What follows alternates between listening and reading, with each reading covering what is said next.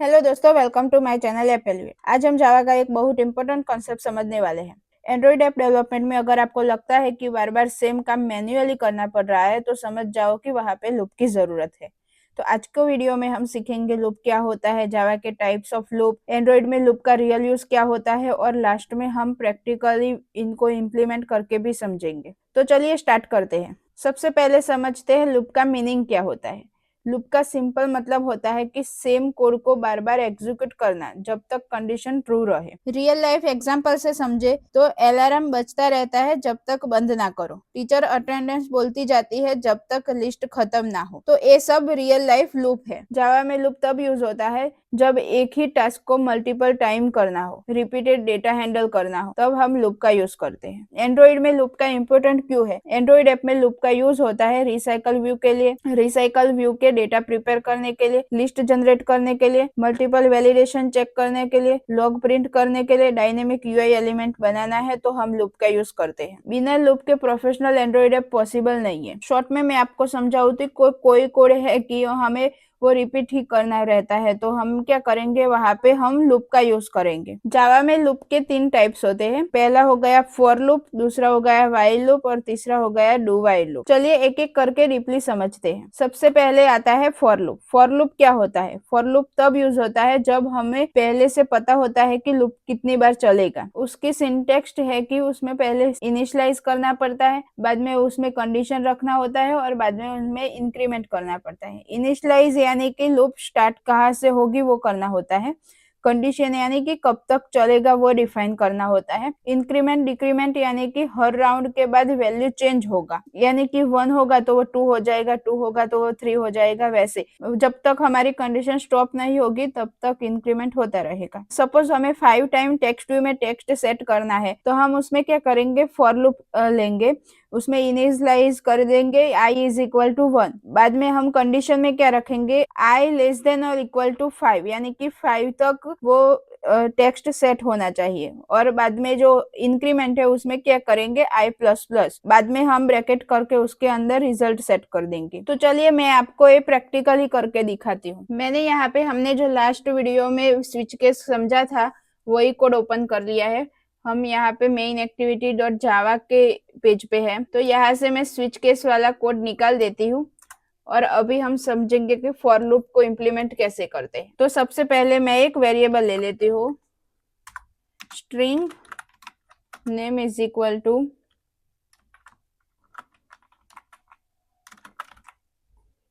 एपेलिवेट। ठीक है, अभी मुझे क्या करना है कि ये जो मेरा वेरिएबल है यानी कि नेम वाला वेरिएबल में जो डेटा स्टोर है एपेलिवेट, उसको मुझे क्या करना है कि 5 टाइम प्रिंट करवाना है। तो उसके लिए मैं क्या करूंगी, एक तो ऐसे कर सकते हैं कि log डॉट ई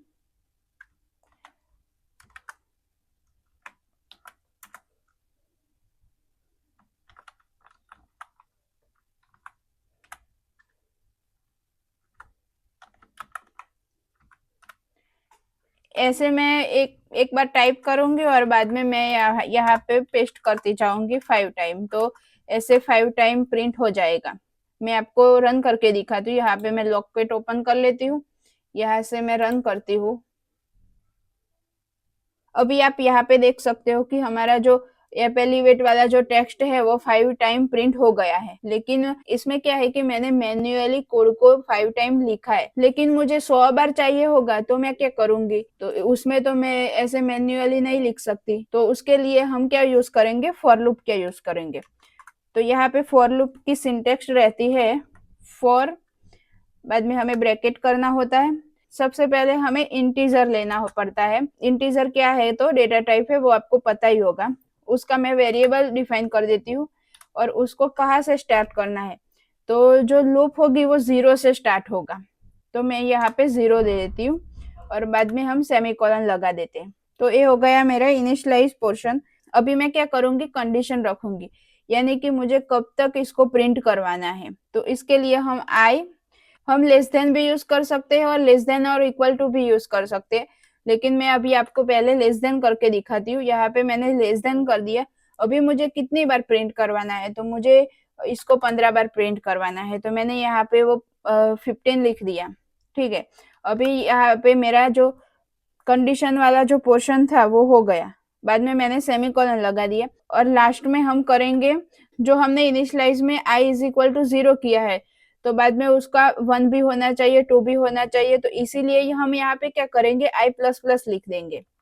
तो इससे क्या होगा कि हमारा जो i होगा बाद में यहाँ पे आएगा तो 1 हो जाएगा, बाद में फिर से वो घूम के आएगा, बाद में i इज इक्वल टू 2 हो जाएगा। तो ऐसे एक घूमता रहता है जब तक हमारी कंडीशन 15 तक न आ जाए तब तक। ठीक है, तो ये हो गया फॉर लूप का सिंटेक्स। बाद में मैं यहाँ पे जो बड़ा ब्रैकेट होता है वो करके यहाँ पे मैं सिर्फ लॉग प्रिंट करवा देती हूँ, log डॉट ई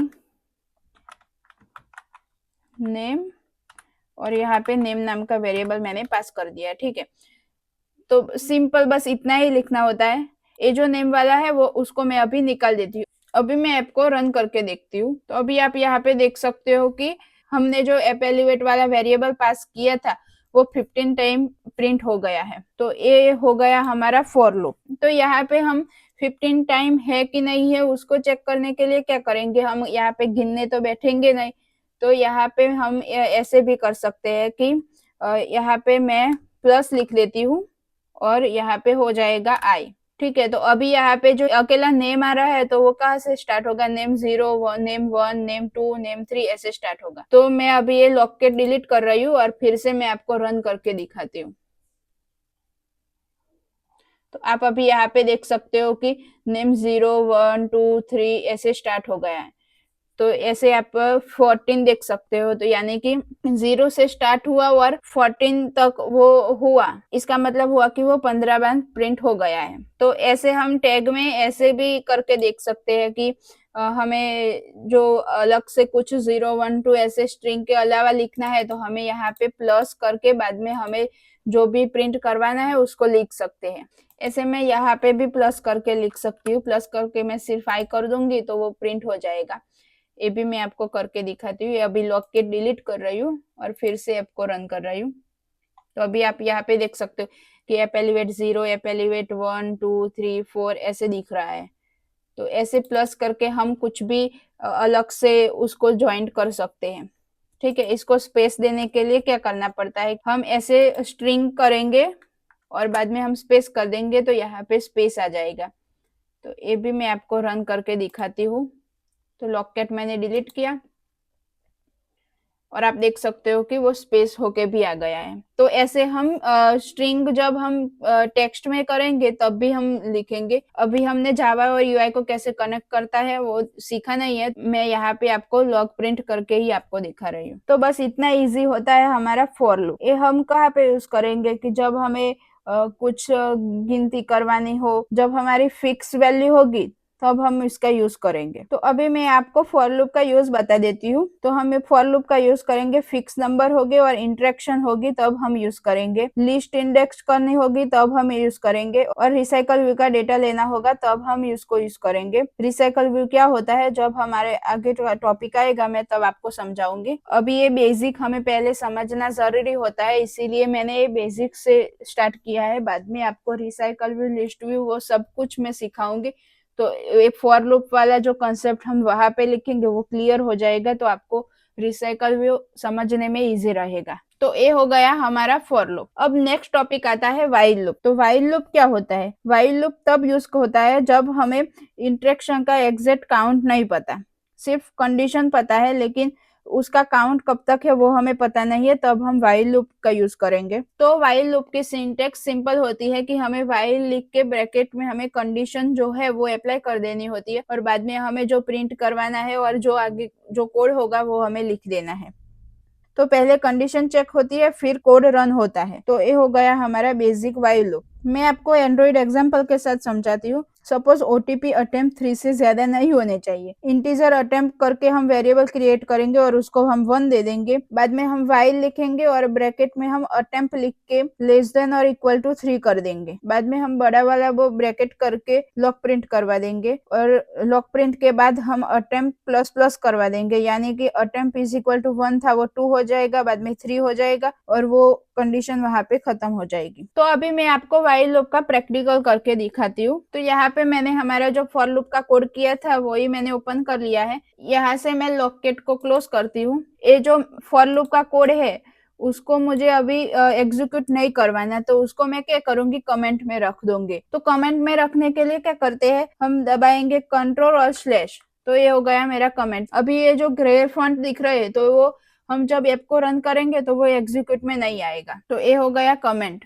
तो इसकी शॉर्टकट है कि हमें सिलेक्ट करके कंट्रोल स्लैश दबा देंगे, तो जो जितना भी कोड हमने सिलेक्ट किया हुआ है उतना कोड वो कमेंट में चला जाएगा। तो अभी हम व्हाइल लूप का एग्जांपल समझते हैं। तो उसके लिए मैं क्या करूंगी, यहाँ पे एक वेरिएबल क्रिएट कर देती हूँ जो इंटीजर डेटा टाइप रहेगी उसकी, integer I is equal to 1। ये हो गया वेरिएबल क्रिएट। बाद में हम क्या करेंगे, यहाँ पे व्हाइल लिखेंगे और यहाँ पे सिर्फ हमें कंडीशन लिखनी है कि आई की जगह पे हम कुछ भी लिख सकते हैं, वो तो आपको पता ही है। यहाँ पे मैं नंबर लिख देती हूँ, ठीक है। तो यहाँ पे मैंने नंबर लिख दिया और हम मुझे कितनी बार ये लूप को चलाना है तो वो कंडीशन में रख देती हूँ। तो उसके लिए लेस देन इक्वल टू में 5 कर देती हूँ और मुझे 1 2 3 4 5 ऐसे चाहिए, इसीलिए। तो ये हो गया कंडीशन। बाद में हम ये ब्रैकेट करेंगे। तो यहाँ पे हम सिंपल लॉग प्रिंट करवा देंगे, जैसे हमने पहले भी लॉग प्रिंट करवा है वैसे ही। तो log डॉट ई ब्रैकेट में नंबर और मैं मैसेज दे देती हूँ कि नंबर, और कब तक वो प्रिंट होगा उसका मैं दे देती हूँ नंबर, ठीक है। सेमीकोलन कर देती हूँ। बाद में मुझे क्या करना पड़ेगा कि अभी तो नंबर इज इक्वल टू 1 है, तो लूप को घूमने के लिए हमें 1 की जगह 2 होना चाहिए, 2 की जगह 3 होना चाहिए। तो ऐसे मैं यहाँ पे नंबर लिख देती हूँ, नंबर और प्लस प्लस कर दूंगी। तो यह क्या होगा कि ये पहले इसमें जाएगा, ये condition number is equal to 1 है तो यहाँ पे 1 होगा, ठीक है। तो 1 और लेस देन इक्वल टू 5, तो ये कंडीशन ट्रू हो गई तो अंदर जाएगा और यहाँ पे वो नंबर प्रिंट कर देगा। बाद में वो यहाँ पे आएगा और अभी क्या करेगा कि नंबर इज इक्वल टू 1 है तो उसको प्लस प्लस करवाया है तो वहां पे 2 हो जाएगा। बाद में ये फिर से यहाँ पे जाएगी और नंबर इज इक्वल टू यहाँ पे 2 होगा, तो ये कंडीशन हो गई ट्रू। बाद में अंदर जाएगा, यहाँ पे 3 हो जाएगा। बाद में ऐसे जाएगा, ऐसे लूप हमारी 5 तक घूमती रहेगी। बाद में यहाँ पे 5 हो गया, ठीक है। तो if less than equal to है तो 5 है तो वो ट्रू हो जाएगा। बाद में अंदर लूप के अंदर जाएगा और ये हमारा लॉग जो है वो प्रिंट कर देगा। बाद में यहाँ पे क्या होगा, नंबर 6 होगा। फिर यहाँ पे एक कंडीशन जाएगी, लेकिन 6 लेस देन और इक्वल टू 5 यानी कि कंडीशन फॉल्स हो गई, तो वो कंडीशन यहाँ पे फिनिश हो जाएगी। तो यहाँ पे हमारा जो ओल्ड लॉकेट है वो मैं डिलीट करती हूँ और यहाँ से फिर से रन करवाती हूँ। तो आप देख सकते हो कि नंबर 1 2 3 4 5 ऐसे प्रिंट हो गया है, ठीक है। ऐसा नहीं कि हमने 1 से स्टार्ट किया, इसीलिए मैं यहाँ से 10 से स्टार्ट करती, बाद में मैं यहाँ पे 20 लिखती तो वो अभी 10 से स्टार्ट करेगा। मैं आपको फिर से रन करके दिखाती हूँ कि आप देख सकते हो नंबर इज इक्वल टू 10। बाद में क्या आएगा, नंबर प्लस प्लस है तो वहां पे 11 हो गया, तो 11 से आ गए 12 13 14 ऐसे होता है। तो ये हो गया हमारा व्हाइल लूप। अगर हमने कंडीशन गलत लिख दी तो क्या होगा कि ये लूप फिरती रहती है, स्टॉप ही नहीं होती। तो क्या होगा, बाद में थोड़े टाइम में ऐप हमारी क्रैश भी हो सकती है और फ्रीज भी हो सकती है। तो कंडीशन सही लिखना जरूरी होता है। तो ये हो गया हमारा व्हाइल लूप। नेक्स्ट आता है डू व्हाइल लूप। तो डू व्हाइल लूप क्या होता है, डू व्हाइल लूप कम से कम एक बार जरूर एग्जीक्यूट होता है, चाहे वो कंडीशन फॉल्स हो। यानी कि हम जो इफ कंडीशन में हम समझ रहे थे कि वो एल्स तो एग्जीक्यूट होता ही है, हम जब एल्स लिखेंगे तब, तो वैसे ही यहाँ पे डू व्हाइल लूप होता है कि कम से कम एक बार तो एग्जीक्यूट होगा ही। उसकी सिंटेक्स क्या होती है, डू और ब्रैकेट में करके हमें कोड लिखना होता है, हमें जो भी एग्जीक्यूट करवाना है वो। बाद में हम क्या करेंगे, व्हाइल लूप का जो सिंटेक्स है वही रहेगा कि व्हाइल ब्रैकेट में कंडीशन और बाद में नीचे हम उसका जो कोड होगा वो कर देंगे। ये कंडीशन कहाँ पे यूज होगी, तो ये कंडीशन यूजर को एक बार मैसेज दिखाना ही है तो यूज कर सकता है। फिर कंडीशन चेक करनी है तब ये लूप यूज कर सकते हैं। तो चलिए डू व्हाइल लूप मैं आपको प्रैक्टिकली करके दिखाती हूँ। तो यहाँ पे हमने जो व्हाइल लूप समझा था वो कोड ओपन कर लिया है। यहाँ से मैं लॉकेट डिलीट करती हूँ और इसको अभी हाइड कर देती हूँ। अभी मैं क्या करूंगी, ये व्हाइल लूप वाला जो कोड है उसको मैं कमेंट कर दूंगी। तो कमेंट करने के लिए क्या है, कंट्रोल स्लैश, ठीक है। तो ये कमेंट हो गया। अभी मैं यहाँ पे क्या करूंगी, सबसे पहले डू लिखूंगी। हमने सिंटेक्स तो समझा ही है कि डू लिख के हमें क्या करना है कि सबसे पहले हमें जो मैसेज दिखाना है वो यहाँ पे लिख देते हैं। तो मुझे क्या करना है कि सबसे पहले ऐप एलिवेट तो दिखाना ही, यानी कि मेरी कंडीशन ट्रू हो या फॉल्स हो, मुझे ऐप एलिवेट वाला जो वेरिएबल है वो प्रिंट करवाना ही है। तो उसके लिए मैं क्या करूंगी, डू में लिख दूंगी उसको। डू के अंदर जो हम लॉग प्रिंट करवा देंगे कि ये तो होना ही चाहिए। बाद में वाइल में जाके उस कंडीशन को फॉल्स होना है तो हो सकता है, उसकी कोई दिक्कत नहीं है, लेकिन मुझे एक बार तो एग्जीक्यूट करवाना ही है। तो उसके लिए मैं यहाँ पे सबसे पहले लॉग लिख लेती हूँ। तो लॉग डॉट ई,